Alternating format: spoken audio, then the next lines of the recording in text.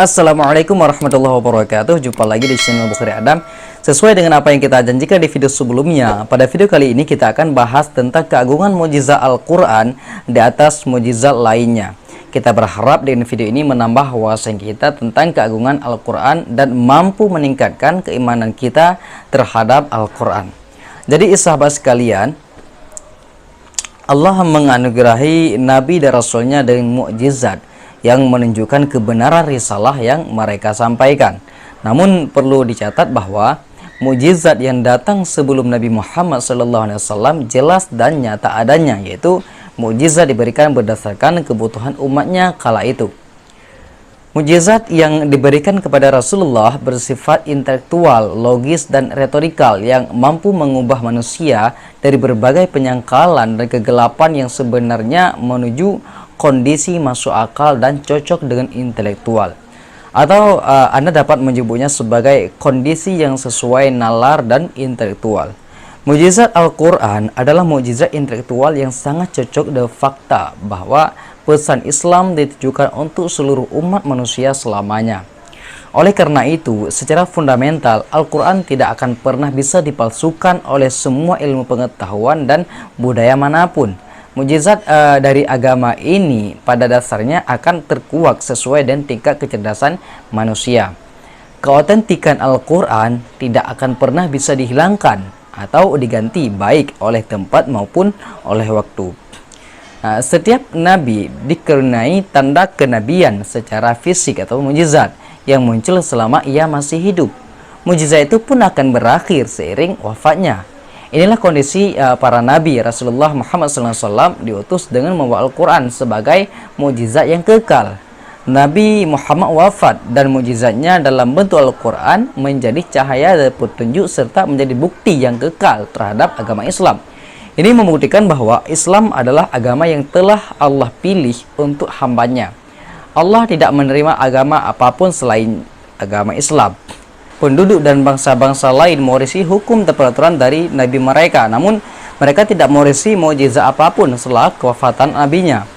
Adapun umat Islam, umat Rasulullah SAW, mereka tidak hanya mewarisi hukum dari nabinya, tetapi mereka juga mewarisi sebuah keajaiban yang menakjubkan berupa hukum dan jalan yang lurus. Inilah aspek yang paling menonjol daripada Al-Quran yang tidak dapat ditiru. Inilah tujuan dari pemberian tanda-tanda kepada para nabi, yakni untuk membuktikan risalah dan kebenaran apa yang mereka sampaikan dari Rabb mereka. Al-Quran menyuruh orang-orang kafir agar kembali kepada iman dan memandu mereka dari jalan sesat ke jalan yang lurus. Setelah kewafatan para nabi, mukjizat yang tampak secara fisik menjadi sekedar kisah dan tidak lagi dapat dilihat atau dirasakan. Inilah perbedaan yang signifikan antara mukjizat yang dimiliki Nabi Muhammad SAW dibandingkan para nabi lainnya. Mukjizat yang nyata akan membuktikan secara gamblang bagi mereka yang melihat dan akan menjadi sebuah kisah luar biasa bagi mereka yang mendengar sesudahnya. Misalnya, jika seseorang menyangkal bahwa Nabi Isa mampu membagikan orang-orang yang mati yang pernah terjadi pada sekitar 2000 tahun yang silam, dia akan meminta untuk membuktikannya bahwa Isa benar-benar melakukannya sebagai mukjizat. Tidak ada umat Nasrani yang sanggup membuktikannya. Mereka hanya mampu memberikan argumen bahwa membangkitkan orang mati di luar kekuasaan manusia. Itulah sebabnya mengapa kebanyakan orang Nasrani seperti orang sesat yang tidak mengerti atau taklid terhadap agama dari nenek moyang mereka yang sudah mereka anut.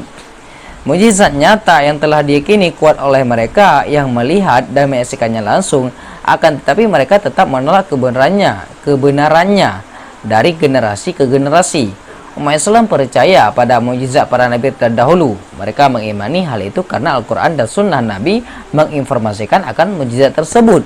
Seluruh kandungan Al-Quran adalah mukjizat yang senantiasa sesuai dengan fase perkembangan kehidupan manusia. Fase ilmu pengetahuan dan penerapan adalah fase yang meliputi seluruh panca indera dan segala hal yang tampak nyata. Fase ini memang mengkhususkan perhatiannya pada sisi intelektual, logis, serta fisiologi manusia. Demikianlah Al-Quran menjadi dasar yang meliputi seluruh aspek kehidupan manusia.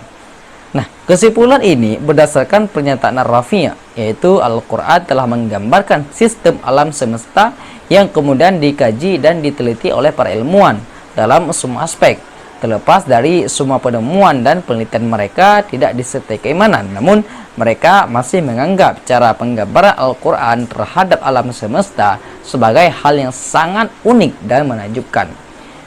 Segala puji hanya bagi Allah, Tuhan semesta alam, atas berkatnya, atas Al-Quran, atas berkat dan rahmat kepada utusannya yang diutus untuk seumat manusia. Nah, teman-teman sekalian, kita mengetahui bahwa Al-Quran telah terbukti kemujizatannya dalam menyingkap nubuat, yakni menyatakan lebih dahulu peristiwa-peristiwa yang akan terjadi, biasanya melalui perantaraan seorang nabi atau utusan Allah. Tidak berlebihan jika kita mengatakan bahwa mengungkapkan perkara gaib adalah mukjizat terbesar yang dimiliki Al-Quran. Mustahil bagi siapapun untuk mengetahui apa yang akan terjadi di masa yang akan datang, karena pengetahuan tentang perkara gaib merupakan hak prerogatif eksklusif Allah semata. Allah Subhanahu wa taala berfirman dalam Al-Quran, Bismillahirrahmanirrahim, Qul la ya'lamu man fis samawati wal ardil ghaiba illallah wa ma yash'uruna ayyana yub'atsun. Artinya, katakanlah tiada seorang pun di langit dan di bumi mengetahui perkara gaib kecuali Allah, dan mereka tidak mengetahui bila mereka akan dibagikan. Al-Quran surah An-Naml ayat 65. Sekarang mari kita lihat keajaiban Al-Quran dalam hal menyingkap pengetahuan terhadap misteri yang gaib dan pada hal-hal yang dimana Al-Quran berbicara tentang sebelum terjadinya segala penciptaan. Yang pertama, kemenangan umat Islam dalam perang Badar. Allah berfirman dalam Al-Quran, Bismillahirrahmanirrahim, wa id ya'idukumullahu ihdat taifataini annaha lakum wa tawadduna anna ghaira dzati syauqati takun lakum wa yuridullahu yuhiqqal haqqa bikalimatihi wa yaqta'a dabiral kafirin. Artinya, dan ingatlah ketika Allah menjanjikan kepadamu bahwa salah satu dari dua golongan yang kamu hadapi adalah untukmu, sedangkan kamu menginginkan bahwa yang tidak mempunyai kekuatan senjatalah yang untukmu, dan Allah menghendaki untuk membenarkan yang benar dengan ayat-ayatnya dan memusnahkan orang-orang kafir. Quran surah Al-Anfal ayat 7. Nah, teman-teman, ayat ini diturunkan sebelum terjadinya perang Badar. Allah telah berjanji kepada umat Islam bahwa mereka akan memenangkan kafilah dagang yang mereka kejar dan mendapatkan kemenangan dalam perang Badar.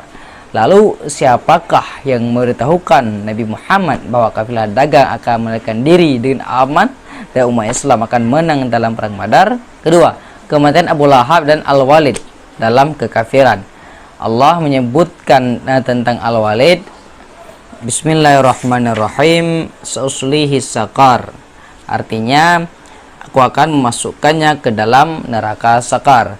Al-Quran surat Al-Mudassir ayat 26. Perihal Abu Lahab, Allah menyebutkan dalam Al-Quran, sayasla naran dzata lahab. Artinya, kelak dia akan masuk ke dalam api yang bergejolak. Al-Quran surah Al-Masad ayat 3. Nah, teman-teman, bisa saja salah satu dari dua orang ini memeluk Islam, sehingga yang dikabarkan Al-Quran ternyata salah. Tetapi Al-Quran membuktikan bahwa mereka tetap tidak memeluk Islam dan tidak pernah mau menerima Islam. Oleh sebab itu mereka menjadi penghuni neraka, tepat seperti yang diberitakan Al-Quran. Mereka berdua pun meninggal dalam keadaan kafir.